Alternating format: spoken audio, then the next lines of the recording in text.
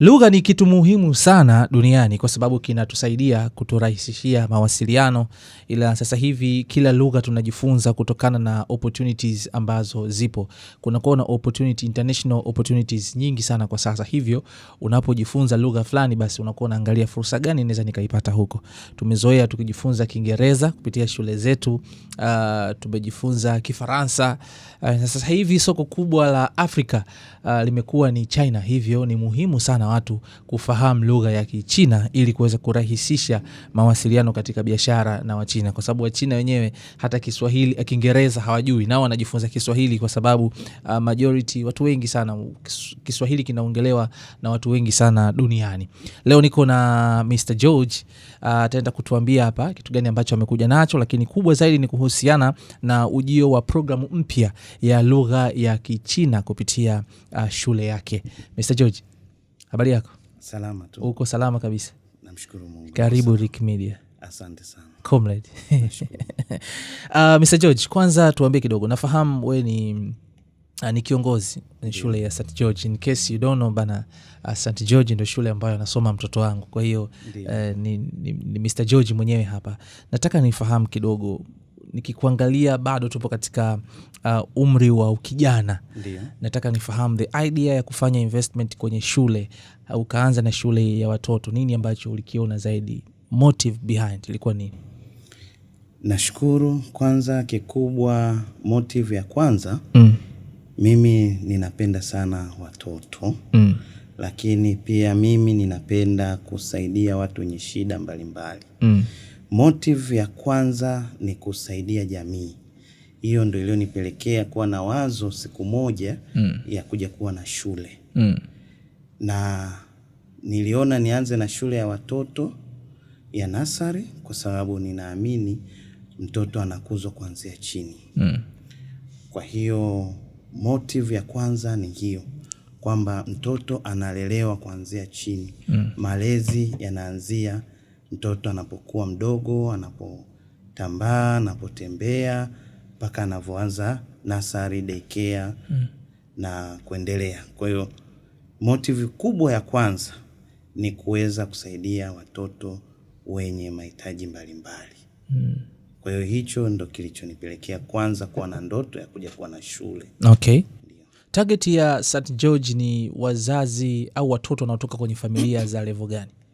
Sisi tunachukua watoto wa middle class, uchumi wa kati, lakini pia hata mzazi mwenye uchumi wa juu tunamkaribisha. Lakini tunaanzia uchumi wa kati. Hao ndo focus yetu kubwa. Okay. Ndiyo. Unaonaje lakini sasa hivi wazazi wa Kitanzania kwenye kuenroll watoto wao kwenye shule za private kama hivyo? Ni kweli wazazi wanapenda vitu vizuri. Wazazi wa siku hizi ni wa kizazi ambacho wanaangalia quality. Sio kizazi kama cha zamani. Kizazi cha sasa hivi kinaendana na teknolojia, kupitia mitandao ya kijamii, wanaona vitu vizuri. Kwa hiyo soko linahitaji ubunifu wa hali ya juu ili kuweza kuacquire au kuwapata wazazi wa level hizo. Kwa sababu ni wazazi ambao wa miaka ya 30, 35, ndio wazazi ambao wengi wanawaleta watoto. Okay. Kwa hiyo ni kizazi ambacho kinachopenda quality, ni kizazi ambacho kinachopenda watoto waweze kuongea Kiingereza, watoto wafanye vitu mbalimbali, apart from kusoma wajifunze masomo ya ziada.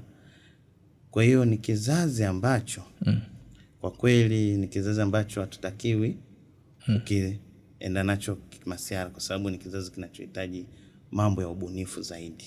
Wewe ni expert mzuri sana wa masuala ya elimu, hasa kuanzia ngazi ya watoto huko. Ni kweli kwamba wazazi sasa hivi wamekuwa watumwa wa elimu za watoto wao? Wazazi wanasomesha watoto shule ambazo kimsingi hawawezi kuzimudu, na inapelekea kuingia kwenye madeni, na sometimes inakuwa sasa sio kumpa mtoto elimu, ila ni mateso ambayo anapitia mzazi wengine mpaka wanafanya vitu vingine vya tofauti kwa kisingizio kwamba nataka mtoto wangu asome shule bora. Unaweza kumadvise vipi mzazi katika selection ya shule na ada ambazo zinatozwa kwenye mashule haya? Mzazi sasa anakuja kwako, unaweza kumadvise kitu gani? Kwanza kikubwa ambacho mimi nachoweza kumadvise mzazi ni kwamba aangalie shule ambayo inaweza kumlea mtoto katika malezi bora. Kwa sababu changamoto sasa hivi katika jamii ni malezi. Tuna kizazi ambacho watoto wanapitia changamoto kutokana na mitandao ya kijamii. Sasa hivi watoto wadogo wanaweza kuingia YouTube. Sasa kupitia vitu kama hivyo tunahitaji mzazi ayampeleke mtoto kwenye shule ambayo atapata malezi, kwa sababu kama quality za shule nyingi zinatoa quality nzuri. Sasa kikubwa ni kupata shule ambayo itaweza kumshape mtoto katika malezi. Mtoto awe na tabia nzuri, mtoto aweze kujifunza maadili ambayo, na ndio maana hata serikali imeona kuleta somo la historia na maendeleo kwa ajili ya kuwasaidia watoto kuweza kujua historia ya nchi yao, kujua vitu mbalimbali.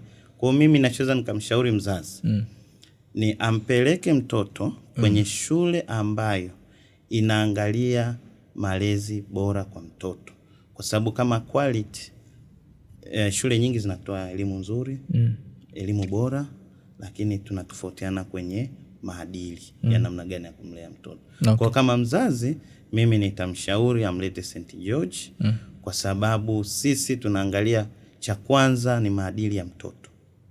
Mtoto kwetu ni namba 1. Hata kwa mzazi naamini tangia mwanao ameanza shuleni kwetu maadili yameenda vizuri. Yeah, sure. Hakujawa na changamoto yoyote ya kimaadili kwa mwanao. Okay. Kwa mimi nachoweza kumshauri mzazi amlete St. George kwa sababu sisi St. George the first priority ni maadili ya mtoto. Okay. Tunamshauri mzazi na sisi ni walezi, kwa sababu kazi ya nursery school ni kulea. Okay. Yes. Sawa, kuna hiki tu malalamiko haya wapo tunapishana kwenye mitazamo hizi theories juu ya malezi ya mtoto. Mimi binafsi Mr. George ni mwalimu, najua unafahamu. Kisaikolojia kuna muda ambao mtoto anatakiwa kae chini ya mwamvuli wa mzazi aweze kumshape, lakini kutokana na mabadiliko ya sayansi, teknolojia, wazazi wamekuwa wako busy sana. Watoto wanakabidhiwa kwenye mazingira yasiyo ya usimamizi na ya wazazi ikiwa bado mapema sana. Mtoto na miaka 2 anapelekwa shule. Tuko sahihi kumpeleka mtoto wa miaka 2 shule na kuacha kumlea nyumbani kwanza ili mzazi aweze kumshape mtoto wake, na akitoka shule hapo anakuja kuchukuliwa, aba akirudishwa nyumbani anapokelewa na dada wa kazi, mama anarudi nyumbani saa 2 saa 3 ametoka kazini. Tunatengeneza kizazi kizuri huko baadaye? Asante. Kwenye upande huo, kwanza sasa hivi wadada wa kazi pia imekuwa ni changamoto. Tumepata kesi mbalimbali za wadada wa kazi kuwanyanyasa watoto, kuwalea tofauti na maadili. Kwa hiyo mzazi kumleta mtoto akiwa na miaka 2, kwa sababu shule zetu nyingi zinafanya vitu viwili. Vinafanya daycare, kwamba tunamlea yule mtoto mdogo ambaye hata kutembea hawezi. Okay. Kwa hiyo tunamlea kama vile dada nyumbani angekuepo. Kwa hiyo pale shuleni sisi tunalea kwa daycare, lakini kwa mzazi tunashauri kama ana changamoto za dada anaweza kamleta shuleni, kwa sababu pale shuleni analelewa kama nyumbani na ni sehemu salama. Kwa sababu shule zetu hizi zimesajiliwa. Kwa hiyo hata sisi pale shuleni tuna usajili. Kwa hiyo chochote ambacho mtoto kitapitia atakipitia shuleni, maana yake shule itakuwa ina dhamana, itabeba ile liability ya usalama. Kwa hiyo mzazi kumleta mtoto shuleni akiwa na umri wa miaka 2 sio tatizo, kwa sababu anampeleka pia sehemu ambayo ni salama. Okay. Salama. Lakini sasa changamoto kubwa labda ni kama mtoto atakaa sana shuleni mpaka jioni. Sasa hapo inategemea Kama shule nyingine hazina uangalizi mzuri, basi hapo ni tatizo. Okay. Yes, lakini kama shule ina uangalizi mzuri, mtoto anaweza hata kukaa mpaka saa 1 usiku. Okay. Kwamba mzazi akatoka kazini akapitia shuleni, kwa sababu atapata breakfast asubuhi, atapata chakula cha mchana, atapewa kama mtoto wa daycare wa miaka 2, atakunywa uji. Kwa zile process zote ambazo mzazi kwa ule mwanange zipata nyumbani, anazipata shule. Kwa hiyo hakuna tatizo lolote kwa mzazi kumleta akiwa na miaka 2. Okay. Katika shule. Sawa. Hakujawahi kukutana na challenge hii moja ya malezi ya shuleni na culture za Kiafrika? Mfano, hizi shule sasa hivi zinamfanya mtoto anaweza kufanya reasoning mapema sana. Anaweza kumquestion baba yake, mzazi wake, which huko nyuma kwenye tamaduni za Kiafrika ni ngumu kumwambia kitu baba yako. Mfano, kuna siku nilikuwa nimekaa na Didas hapo. Ndiyo. Ana miaka 4 mwanangu, right? Ndiyo. Akaniambia, "Hapo ulikuwa umekaa." Akaniambia, "Daddy, can you go outside?" Kaambia, "Why?" "Na kazi ya kufanya." Mtoto wa miaka 4 anakuambia kauli kama hiyo. "Can you leave me?" Anakuambia, "Can you leave me?" Hizi mna balance vipi culture za Kiafrika ili mtoto anayopata shuleni yasiwe shida nyumbani, kwamba mzazi, mbona nikosoa tena, inakuwaje? Kwanza naweza nikasema kwanza, watoto sasa hivi na kizazi cha nyuma kiko tofauti. Kwa sababu watoto wa sasa hivi wana confidence sana, kwa sababu jinsi dunia ilivyowakuza. Kwa mfano hata mitaala, tukiongelea kwa upande wa sisi hapa kwetu Tanzania, mtaala wa serikali ambao wameutengeneza ni mtaala wa kumfundisha mtoto aweze kujitegemea. Kwa hiyo watoto wengi sasa hivi wanakuzwa katika hiyo mfumo wa kujitegemea. Kwa hata sisi pale shuleni, kuanzia mtoto anavyofika day 1 tunamfundisha kuweza kujitegemea. Maana yake ni nini? Mtoto anaanza kuelekezwa, akifika anatakiwa avue viatu, aweke sehemu fulani, akitoka anabeba begi lake, anaingia nalo darasani, anaweka sehemu ambayo inatakiwa iwekwe mabegi. Kwa hiyo mtoto taratibu. Kwa hata Didas alianza kufundishwa kidogo kidogo kujitegemea. Na sisi kwa upande wa shuleni tunafundisha sana mtoto aweze kuwa na confidence. Na ndio maana mtoto anaweza akawa na confidence ya kuongea neno fulani. Kwa sababu tunaamini kizazi cha nyuma kidogo changamoto ilikuwa ni kizazi ambacho confidence ilikuwa ni kitu adimu sana. Sure. Ili uweze kuwa na confidence lazima upitie process nyingi. Lakini sasa hivi, kizazi cha sasa hivi ni kweli watoto wana confidence, wana IQ kubwa, na pia kutokana na mabadiliko ya mitandao ya kijamii, watoto wengi wanajua vitu, wanaelewa. Kwa naweza nikasema. Okay. Sasa hivi una programu ya kufundisha Kichina imekuja, hebu tuambie kuhusiana na hilo Mr. George. Sasa kwanza nipende tu kutoa historia fupi. Mimi binafsi mimi napenda sana kujifunza lugha. Nakumbuka hata mdogo nilisomaga Kifaransa. Nikiwa primary, lakini nilivyokuwa chuo ushirika Moshi, tuliletewa program ya Chinese. Kwa mimi mwenyewe nilisoma Chinese level 1, ilikuwa inaitwa HSK level 1, na nilisoma HSK level 2. Kwa hiyo nilipata zile ABC za Chinese kuanzia nikiwa chuo kikuu Moshi ushirika. Sasa baada ya kujifunza ile lugha, na kwamba dunia sasa hivi iko vitu vingi viko China. Hata sisi hapa Tanzania fursa nyingi ni China na nini. Kwa hiyo baada ya kujifunza wakati nikiwa chuo kikuu, na Mungu alivyojalia nikaja na wazo la kuanzisha shule, na shule yetu ilianza mwaka 2020.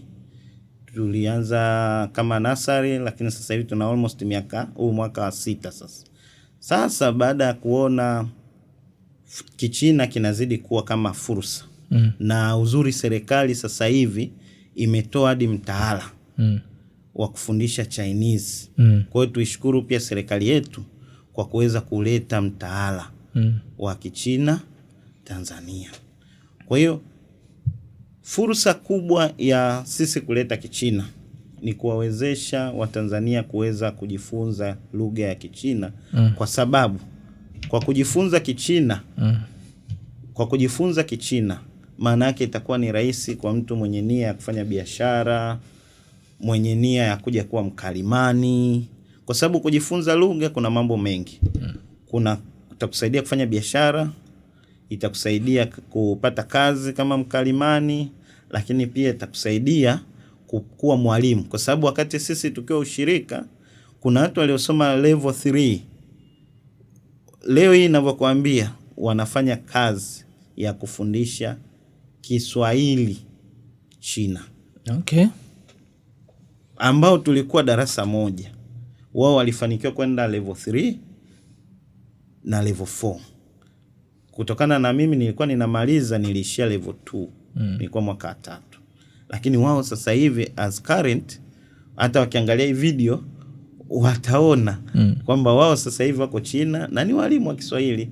Kwa hiyo kupitia kujifunza lugha ya Kichina kwa Tanzania imeleta fursa ya ajira.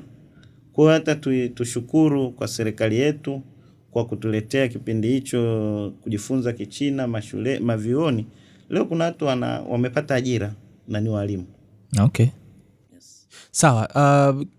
Kichina sasa kitaenda kufundishwa kwa namna gani? Ni wanafunzi peke yake wale ambao wanasoma St. George au ni program ambayo inaweza kualika pia watu kutoka nje ya St. George? Okay. Sasa programu yetu ina mfumo miwili. Kwanza tuna watoto wetu wa shuleni ambao wao watajifunza Chinese. Wataanza ile level 1, na kikubwa level 1 ndio ile ambayo serikali imeitoa kwenye mtaala wao. Mtaala ambao serikali wameuleta ndio kile ambacho na sisi tulijifunza tukiwa chuo level 1. Kwa hiyo watasoma wale wanafunzi wa St. George, lakini pia hata kwa yule mzazi ambaye mwanafunzi wake sio wa St. George tunamwalika, kwa sababu tutakuwa na vipindi ambavyo vya wanafunzi wa nje ambavyo vitakuwa vinafanyika jioni kuanzia saa 10 saa 10 mpaka saa 12. Kwa hiyo kwa mzazi ambaye atakuwa yuko tayari tunafungua hiyo milango, ambapo hiyo milango itaanza kuanzia mwezi wa 3. Okay. Yes. Kwa hiyo kuanzia Jumatatu mpaka Ijumaa kuanzia saa 10. Hapo ni watoto peke yake target au hata watu wazima wanaweza kujifunza kwa muda huo saa 10? Sasa watu wazima kwa sababu pale shule tuna nafasi. Tuna eneo la kuweza kuaccommodate watu wakubwa. Sasa watu wakubwa wao tumeangalia kidogo muda wanaotoka makazini. Sehemu nyingi wanatoka saa 10, saa 11. Kwa mtu mzima mfanyakazi ambaye angependa kujifunza, wao programu yao itafanyika saa 12 jioni. Kwa hiyo saa 12 mpaka saa 2 usiku wao watapata fursa kwa kuanzia Jumatatu mpaka Ijumaa. Okay. Lakini kwa wale ambao watakao shindwa siku ya kazi, tutakuwa na weekend classes ambayo itafanyika Jumamosi na Jumapili. Okay. Na Jumamosi na Jumapili tutaanzia saa 2, saa 4, maana yake saa 2 mpaka saa 4. Kuna darasa jingine litaingia tena saa 4 mpaka saa 6. Mwisho itakuwa saa 12 jioni. Okay. Kwa hiyo tumetoa hiyo fursa kwamba kwa mzazi yoyote ambaye anayeweza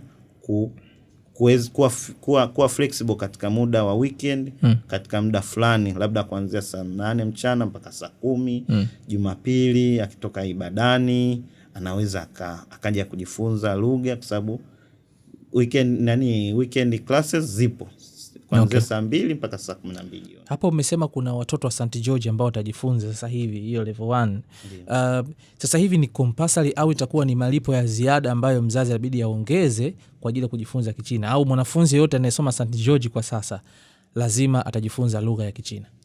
Sisi mwanafunzi wa St. George kwa ada yake ile ile hakutakuwa na malipo ya nyongeza.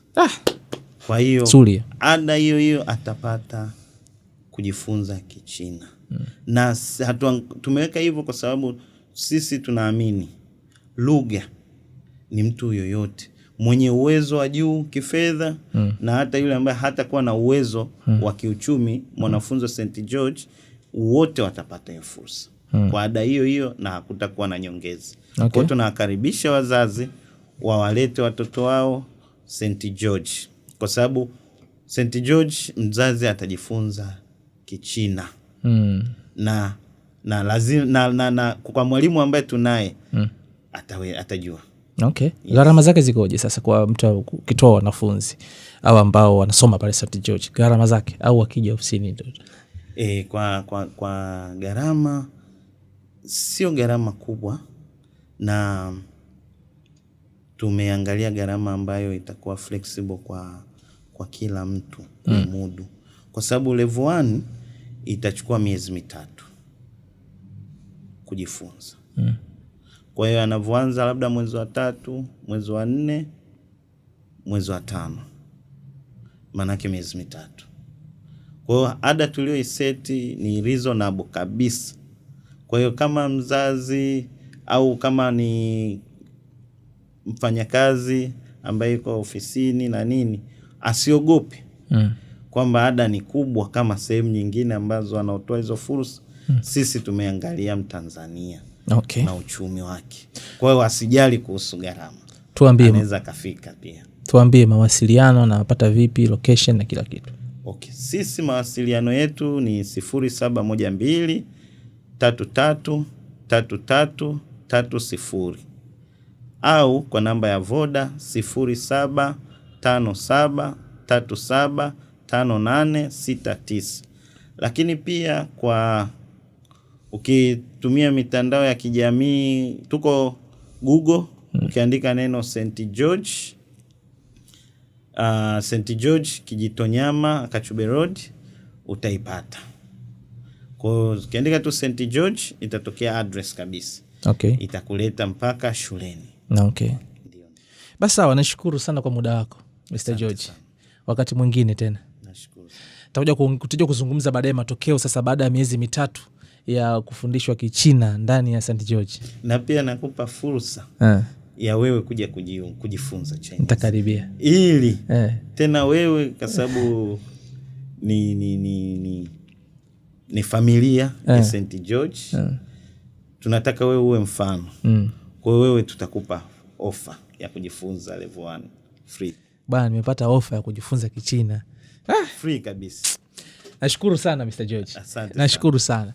Bwana, mimi naitwa Rick, behind the camera ni KB Pixel. Tuko nazungumza na Mr. George kutoka St. George. Amezungumzia mambo mengi kuhusiana na watoto, lakini pia kubwa zaidi ni kuhusiana na utambulisho wa programu mpya ya Kichina ambayo itaanza kutolewa kuanzia mwezi wa 3. So mnaweza kujiunga sasa. Ameweka mawasiliano hapo. Wapo Dar es Salaam Kijitonyama Kachube Road pale. Ukifika pale utaweza kupata utaratibu mwingine wote ambao unahitaji kufahamu kuhusiana na St. George. Mimi naitwa Ricky. Bye bye.